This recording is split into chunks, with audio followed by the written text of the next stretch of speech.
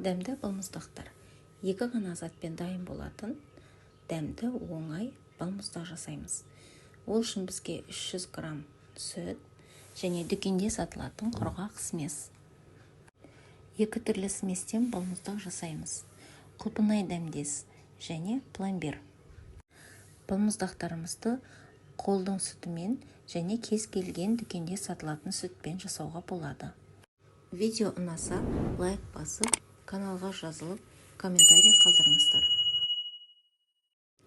Сүтіміз бен құрғақ смесімізді үлкен ыдыста миксердің көмегімен баяу жылдамдықта араластыратын боламыз. Араластырып, миксеріміздің жылдамдығын көбейтіп отырамыз.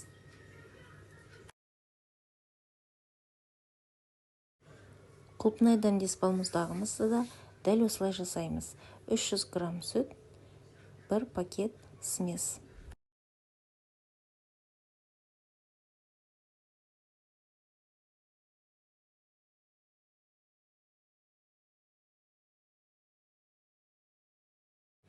Миксерімізді баяу жылдамдықпен бастап, 1 келгі сұйықтыққа айналғанға дейін жылдамдығын көбейтіп отырып араластырамыз.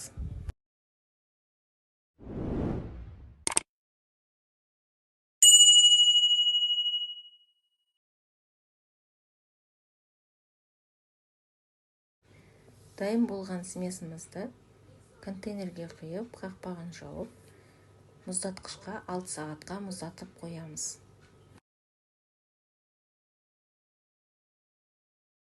Достар, біздің балмұздақтарымыз дайын болды. Көріп тұрғандарыңыздай өте оңай, тез әрі дәмді балмұздақтар. Сіздер де жасап көріңіздер. Сіздермен болған Қарлығаш.